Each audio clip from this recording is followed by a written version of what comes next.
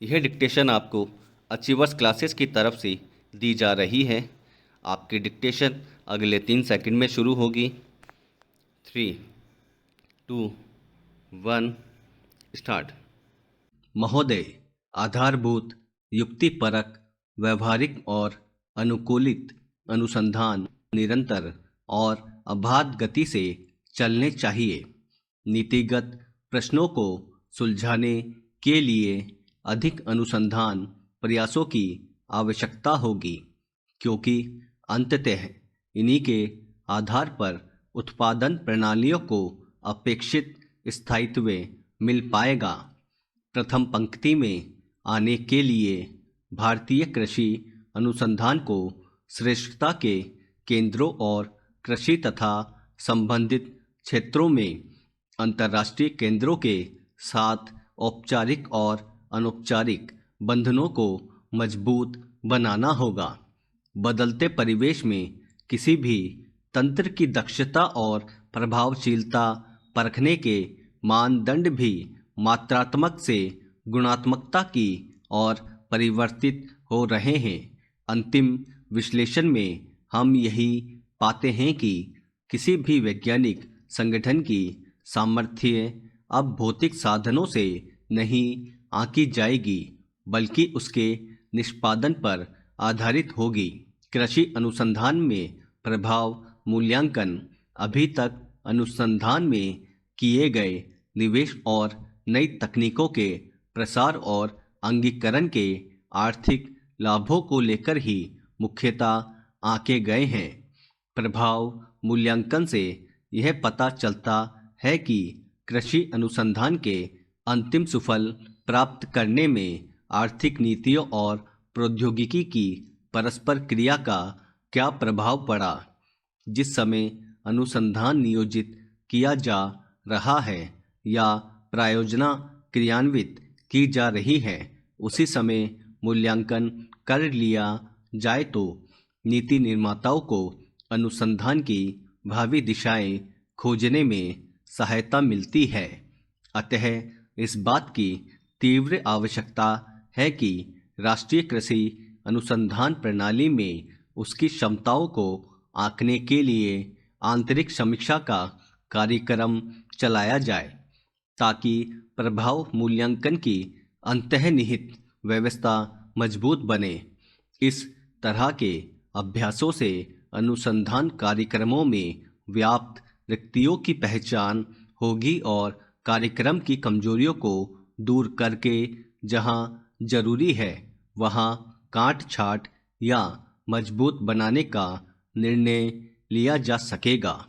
इसके साथ ही उपलब्धियों और बाधाओं का सही विवेचन करने तथा खेतों तक पहुंचाने के लिए तैयार तकनीकों को पहचानने में मदद मिलेगी।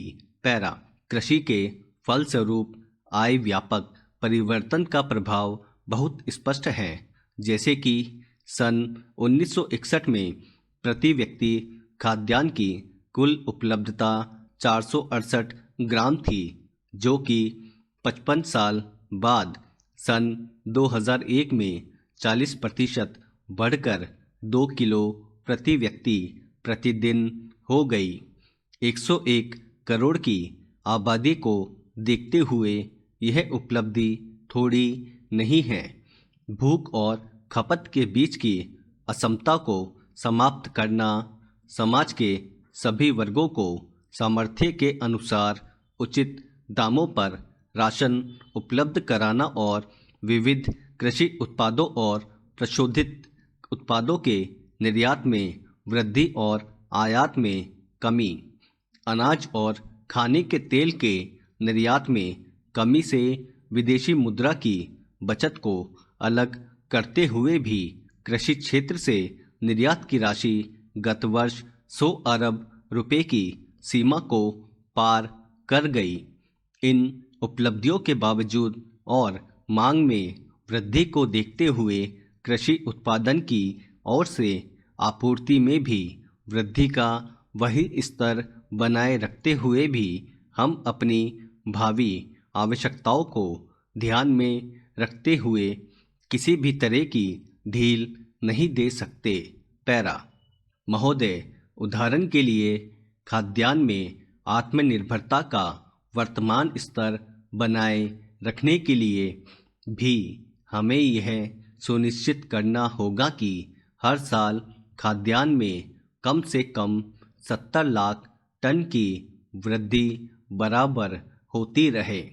वर्तमान में अनेक प्रकार की बाधाओं को देखते हुए यह स्वाभाविक ही है कि हम अपने भीतर झांककर इस प्रश्न का उत्तर खोजें कि क्या अगले 2 दशकों में उत्पादन वृद्धि की वर्तमान दर को बनाए रखने और इसी रफ्तार से बढ़ाए रखने की संभावनाएं उपलब्ध हैं अथवा नहीं।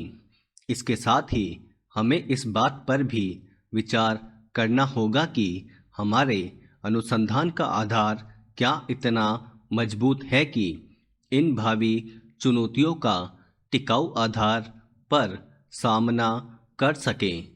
भारत सरकार की नई कृषि नीति को देखें तो उसमें यह लक्ष्य रखा गया है कि ग्रामीण भारत में खाद्य और पोषण सुरक्षा बराबर बनी रहे, आमदनी बढ़ाने और रोजगार के अवसर बढ़ते रहें। इस दृष्टि से टिकाऊ कृषि और ग्रामीण विकास के लिए अल्पकालिक और दीर्घकालिक रणनीतियाँ कुछ इस प्रकार की होनी चाहिए।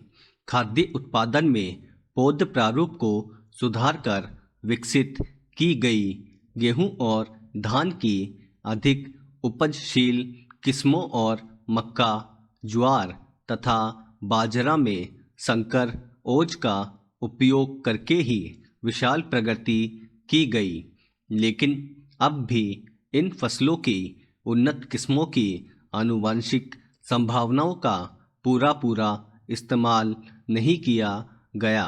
नहीं तो किसान के खेतों पर और प्रयोगशालाओं के खेतों पर उपज के स्तर में इतना भारी फर्क देखने को नहीं मिलता।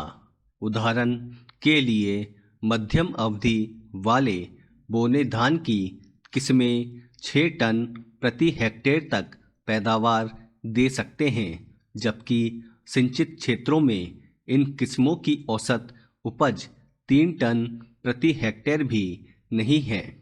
इससे साफ पता चलता है कि बोने धान की उपज संभावना का केवल 40 से 50% इस्तेमाल किया गया।